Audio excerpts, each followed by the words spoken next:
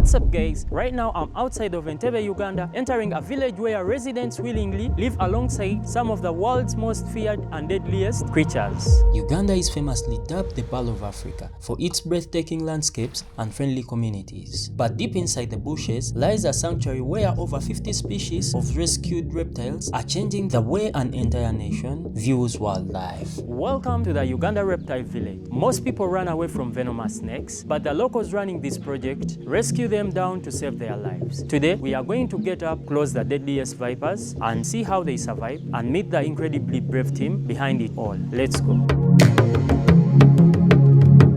First things first, the price. If you're a foreigner coming here, entering is roughly 15 to 20k Ugandan shillings. This translates to only $8 to $10. Every single dollar goes directly into the community education and animal rescue. And look who I just ran into. This is Shafiq, one of the caretakers here. Welcome Nes to Uganda Reptiles Village, Zwa Shafiq, my name's. This is Uganda Reptiles Village, a private sector owned by Mr. Yasin Kazibwe, a conservationist. And in Reptiles Village, we have different species. We have the snakes, we have the tortoises, we have crocodiles, chameleons, monitor lizards, and basically other lizards. For example, like geckos, agama, all at the Uganda Reptiles Village. This is a rescue center where we rescue different reptile species from the community that would be around Entebbe and in deep villages. Then we bring them here for conservation. Shafiq has spent over a decade tracking down snakes that wander into the local homes. Instead of letting the community kill them out of fear, he catches them barehanded and brings them here to safety. Here we have the Gaboon vipers. This is one of our fat and short snakes. It is a venomous one, and actually it is one of the snakes with much venom in its body. Other fact, it is a snake with the longest fangs in the world, which could be 3 to 5 centimeters long. Then it is a snake which gives birth to live young ones. That means it keeps its eggs in the body, they hatch inside, then it gives birth to live young ones. About the Gaboon viper, it is a slow moving snake but fast in striking. That means you would not realize the striking. It is a snake with cytotoxic venom. That one burns tissue. That's when the body would start swelling where it has bitten, in case they tell you tie. I don't recommend that, because actually when you tie, you would end up losing the affected part, because if you tie here, that means the venom will remain this side. And I said the venom type burns tissues, so this part will rot and they will need to cut it off.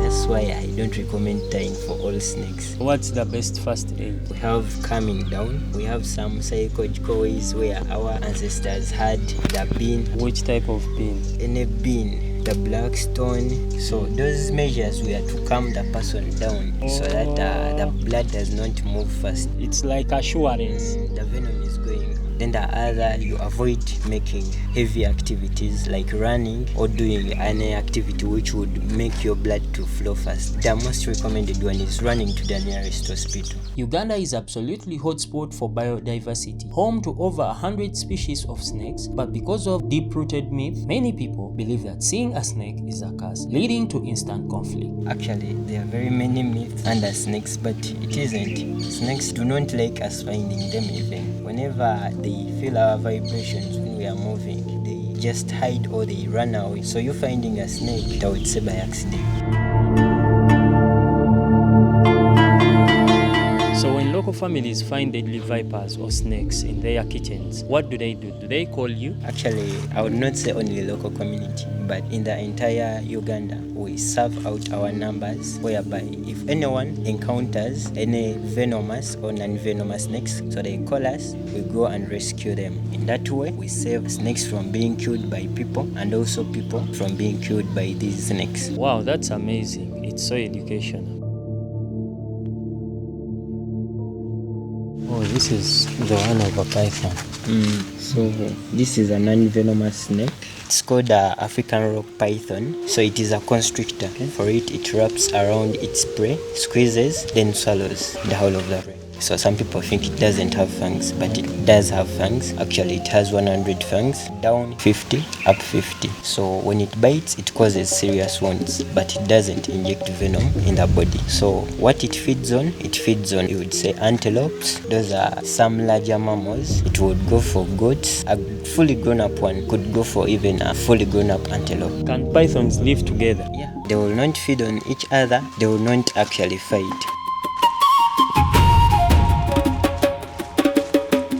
So here we have gone into the venomous snakes. We shall start with the spitting cobra. The whole of this side we have spitting cobras. There are 4 inside. One is in this corner. Then those are 3 on the branches. This is one of the snakes which spits venom and can also bite. So do you often remove them and take them outside? We don't get them out. Actually, removing a snake should be necessary. To talk about this snake, I said it's a spitter. It can spit 2 to 3 meters long. And the main target is the eyes. So it can make the victim get blind. But it uses its venom mostly to hunt for its prey, not for us people. So for it to spit into your eyes, that means you have maybe encroached its habitat or infiltrated it. Have you ever had any incident here whereby a snake like this venomous spit its... Of course, it will spit. But remember, entering into this one is an enclosure. You need to wear some specs and a mask. And if you have a wound on the body, you would require some clothes with a long sleeved glass. Maybe an oval would be better. Because if you have a wound and it spits on the wound, the venom will still enter.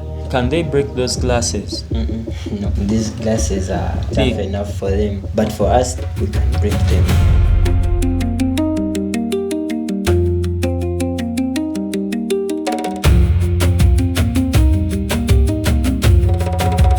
Forest cobra. To talk about the diet, they feed on frogs, fish, birds on the trees, rats. But I'm seeing this one is putting out the head. Yeah, that is an alert that I'm around, don't come near me. That's the way they react when they see you, even in nature. Basically, they are not attacking you yet, but threatening you to go away from them. So what actions can a person do that triggers them to attack? That is hitting them with a stick, going too close to the snake. But if you go and confront it, that's when it will have no option. Actually, it will try to run away in most cases. They fear us than we fear them. But if they get no option, they will decide also to bite in defense. These are juveniles, so we have some adults inside. So this one does not spit, but this one is more deadly than the other one because they have different venom types. So do you extract venom? No, here we don't. So how can it happen? Like these snakes to intermingle to get a different breed? It is rare, but it can happen. It happens in a way that as people who conserve these animals can decide to interbreed the 2 species. But in nature, it is very rare. Actually, this one, when you look at the eyes, they are a bit bluish. It is going into the process we call molting. This is where they shed off their skin. It bites and it can insert venom in you. This one is more deadly than the 2 we have seen. This one could kill you in less than an hour in case you don't get the antivenom. It is already becoming aggressive because we are near it. Actually, when they are going into shading, they are more aggressive. We have a story behind this snake. Actually, why we call it Egyptian cobra. Some lady who was married either to a prince or a king tried committing suicide with this type of snake. And also when you look at the hood, it looks like faraway's clothes. We shall have to see the boegas, the 2 blending tree snakes. What does it mean? It is a snake which blends in the tree. They are all male snakes. There is no female one inside. The female is yellowish, the male is blackish. So it is also a venomous snake, but it is a mild venomous snake. The sanctuary also rescues Nile crocodiles, monitor lizards, and even tortoises that get tangled in fishermen's nets along Lake Victoria. Beyond looking at these animals, what blows me away is the sheer scale of the community effort here. The village has built a man-made pond to make sure human and reptile can coexist safely.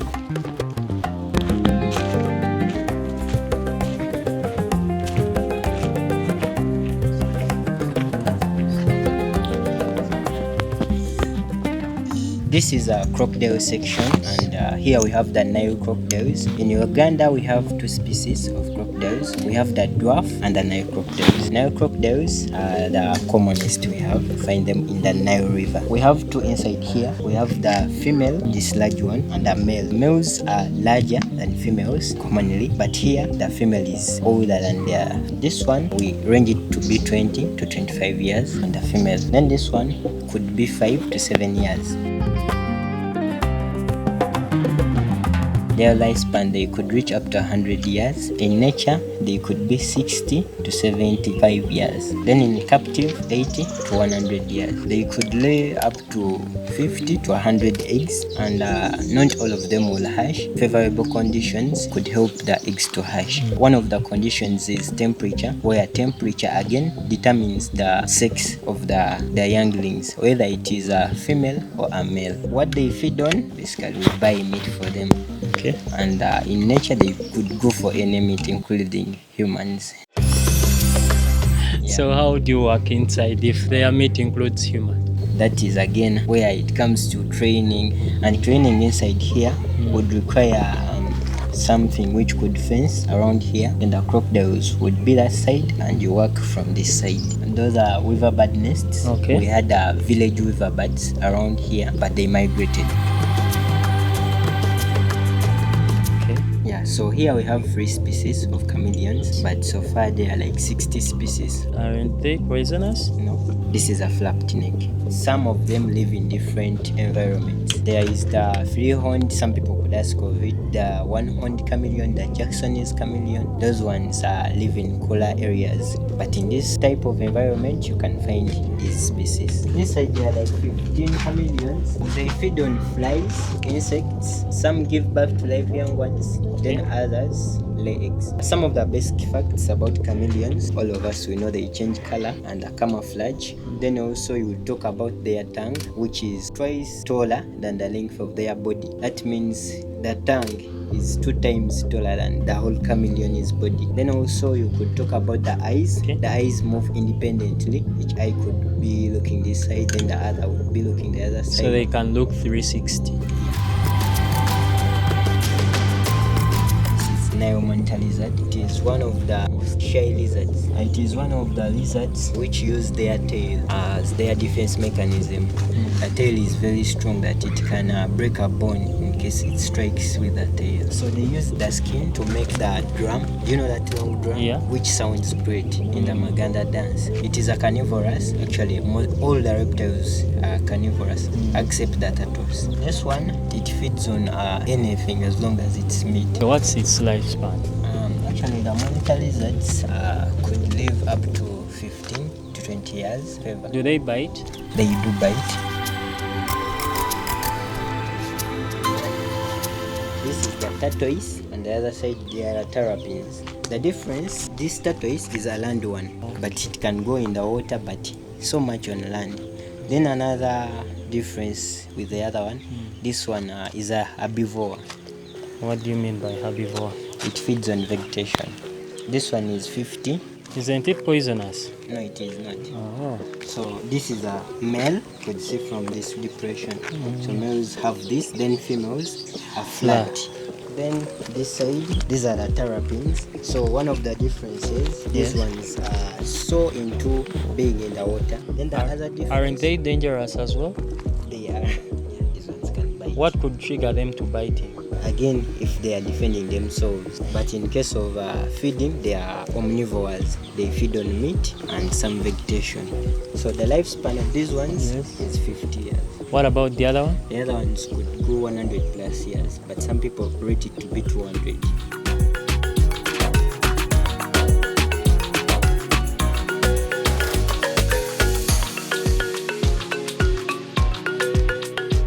Snakes do not feed every day like us people. In nature, snakes could take months without feeding. Then here, for us, we make it a week where we feed these snakes once a week. So some people could like to see how the snakes feed and what time do they feed. They would camp here and they wait until those snakes are feeding. It costs so little to keep places like this running, yet the impact it has on saving wildlife and protecting the local families is completely priceless. Visiting places like the Uganda Reptile Village reminds me on why I love travel so much. It's not just seeing cool animals, it's about passionate local people like Kaziwe and Shafiq who decided their entire lives to making their corner of the world better and safer place for everyone. If you ever find yourself in Entebbe, please come out here, pay the entry fee and support the incredible cause. If you enjoy this video, make sure you hit the subscribe button, leave a comment below, and I will see you in the next video.